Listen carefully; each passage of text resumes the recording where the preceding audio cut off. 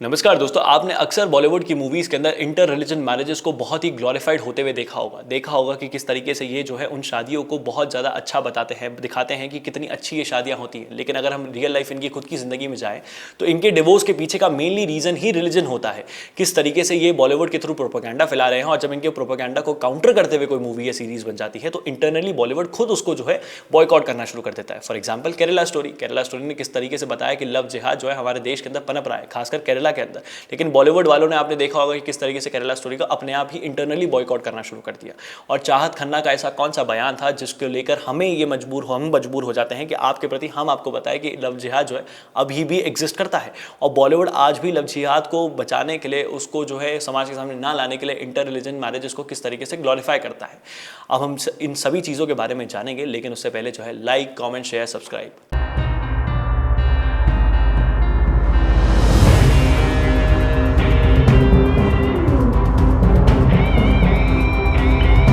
तो दोस्तों, चाहत खन्ना एक टीवी एक्ट्रेस है जिन्होंने हाल ही में ये बयान दिया कि उनके जो एक्स हस्बैंड है वो उनको रिलीजियसली कन्वर्ट करवाना चाहते थे।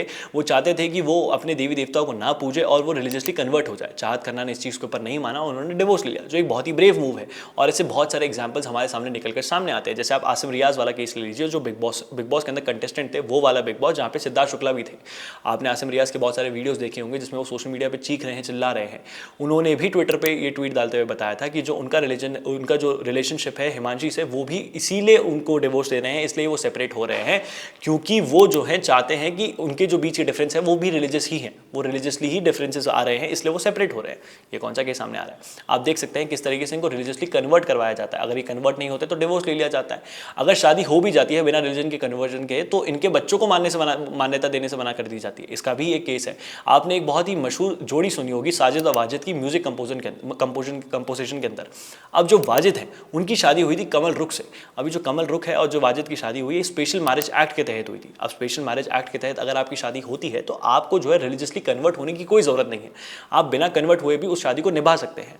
तो जो कमल रुख और जो वाजिद के घर वाले हैं, उन्होंने जो कमल रुख और वाजिद के बच्चे थे उनको इलेजिटिमेट को बोल दिया, उनको मान्यता देने से ही मना कर दी। उनको जितने भी पर्क्स एक बच्चे के मिलने चाहिए थे माता पिता से डिवोर्स के बाद, वो सब देने से मना कर दिया, फाइनेंशियली सपोर्ट देने से मना कर दिया, क्योंकि उस बच्चे को वो अपना बच्चा मानते ही नहीं है, क्योंकि कमल रुख ने कन्वर्ट होने से मना कर दिया था। उन्होंने शादी जो है स्पेशल मैरिज एक्ट के तहत करी थी। आप ये केसेस देख सकते हैं। इसी के साथ साथ आपको गौहर खान और कुशल टंडन वाला केस भी पता होगा कि कुशल टंडन ये एडमिट करते हैं कि गौहर खान उनको रिलीजियसली कन्वर्ट करवाना चाहती थी। ये उन्होंने खुद ने ये सब चीज़ें बोली है। और ये सब होने के बावजूद भी बॉलीवुड इन पर कभी नहीं बोलेगा। वो इस पर हमेशा पर्दा डालने की कोशिश करेगा। वो अपनी मूवीज़ के अंदर दिखाएगा कि किस तरीके से रिलीजियस कन्वर्जन जो मैरिजेस होती है, रिलीजियस मैरिजेस होती है, इंटर रिलीजन मैरिजेस होती है, वो बहुत अच्छी होती है।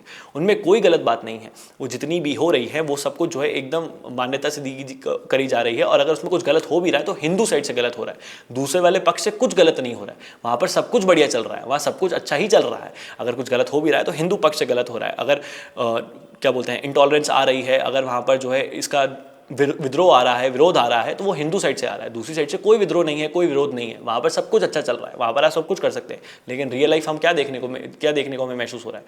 श्रद्धा वॉलकर वाला केस हम सबको पता है, लेकिन बॉलीवुड में भी ये सब चीज़ें होती है। श्रद्धा वॉलकर जैसी नहीं होती है, लेकिन उससे कम भी नहीं होती है, जो हमारे पास टाइम टू टाइम आती रहती है। और हम इस पर ज़्यादा कुछ बोलते नहीं है, क्योंकि पिक्चरों को हम मान लेते हैं कि भैया यही तो सच्चाई है। जैसे जोधा अकबर वाली पिक्चर है, हमने मान लिया कि भाई जोधा जो है अकबर की कोई वाइफ होती है। हिस्टोरियंस आज भी मना कर रहे हैं। अब ये मैंने कह दिया तो आपको लग रहा होगा, आप जाके खुद इसको गूगल पे पढ़ सकते हैं।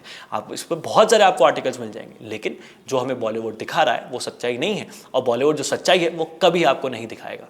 अब आपकी इसके ऊपर क्या राय है, नीचे कमेंट बॉक्स में लिख के जो बताएगा। इस वीडियो को शेयर करें, ज़्यादा से ज़्यादा लोगों तक पहुंचाएं। जय हिंद, जय भारत, भारत माता की जय। और हाँ, पानी बचाएं।